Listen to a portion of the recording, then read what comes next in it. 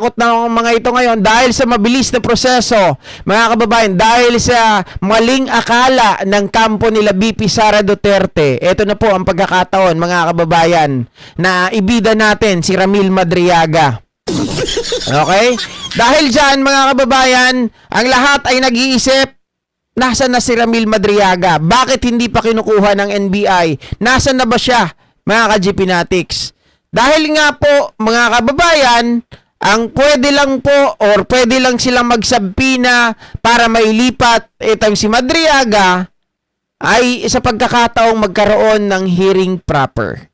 At dahil nga po matutuloy na sa March 25, mga kababayan, ang kauna-unahang araw ng hearing proper, itong si Madriaga ay tuloy na, mga kababayan, ang sabpina nila Congressman Chel Jokno at ng iba pa para mailipat si Madriaga, mga kababayan, dito po sa HOR.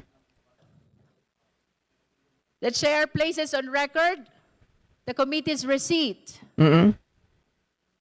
on March 5, 2026 of the letter of the Honorable Chel Jokno. This is a request for issuance of subpoena duces tecum of pertinent documents. We likewise place on record the receipt on March 17, 2026 of a petition for transfer of custody of witness Ramil Madriaga. Likewise, this is from the Honorable Jose Manuel Tadeo Chel Jokno. So iyak ngayon, mga kababayan. Iiyak ang mga DDS dahil hindi nyo na magagawan ng paraan para si Madriaga ay matsugi sa kulungan.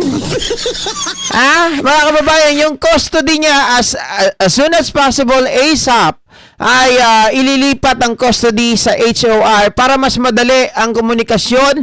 Ay hindi na mahihirapan ito kasi nga naman, mga ka-GPnatics, kasi pag ganito, paano GP kung hindi na pagbigyan or kaya hindi nagsabpina duces tecum ang Kamara hinggil sa bagay na to dun sa custody ni Madriaga? Simple lang. Siyempre, mga kababayan, gaano ba kalayo ang BJMP at ng House of Representatives? Siyempre, Pasig, tapos Quezon City. Mga kababayan, malapit lang yan kung tutusin. Pero, hindi natin alam ang pwedeng mangyari.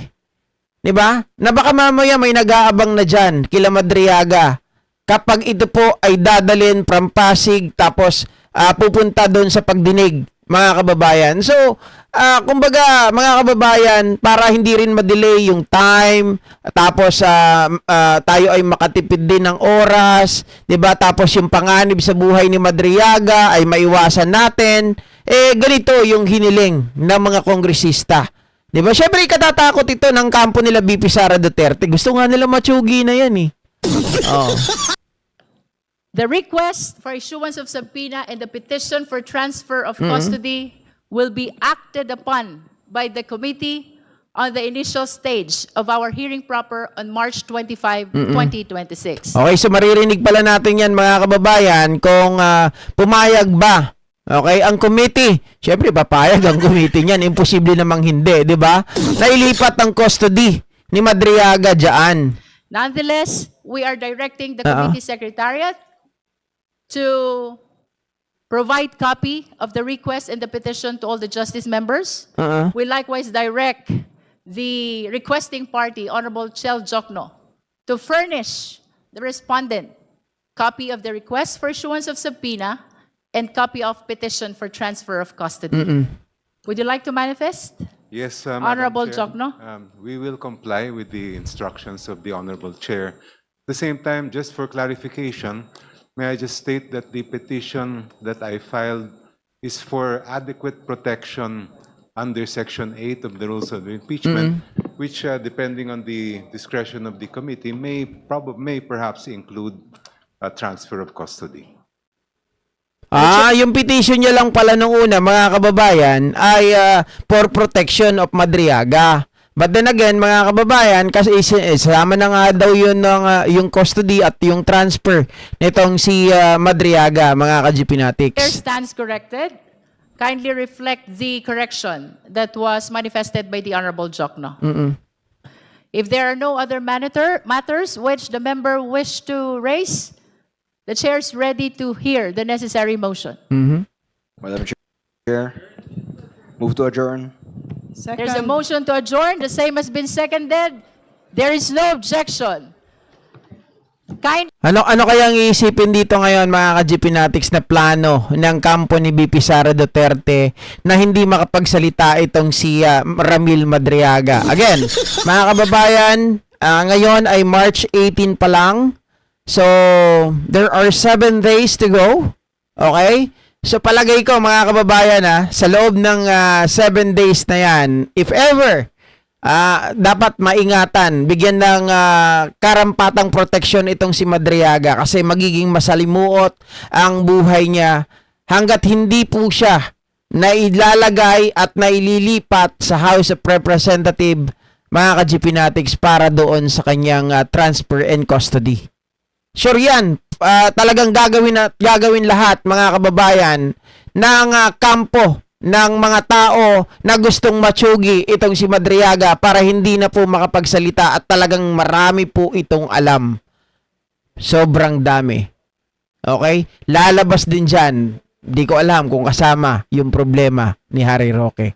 Anyway, mga kababayan, hanggang dito na lamang po ang ating live streaming ngayong gabi. At magkita-kita po muli tayo bukas, mga ka-GP Natics. Salamat po muli sa inyong lahat. At siyempre, sa hindi pa po ng mga nagla-like dyan, mag-like na kayo. Sa lahat ng hindi pa nagsusubscribe, please do subscribe, mga ka-GP Natics. Maraming salamat. Magandang gabi po sa inyong lahat. Mag-ingat po kayo. Ay! Ang aking tita na sobrang ganda. Oy, 19 months. Ito yung mga ito yung pinakamatatagal dito, Tita Kark, si Ma'am Lorena Pajardo, sino pa ba yung mga natatandaan ko? Yung mga yung mga pula, 'di ba? 19 months na, tita, o magto 2 years na.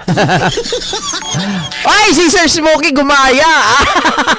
5 months. Hindi, pero si Sir Smokey, matagal ko nitong kakilala, do. Matagal na talaga to nung eleksyon. Isa to sa mga tumulong din sa akin, mga kababayan. Oh, bigla na lang nagparamdam yan. Kala ko nawala na nga yan eh. Tita Kark, salamat sa pag-share ng blessing. Salamat sa super sticker. Thank you so much sa inyong lahat, guys. God bless.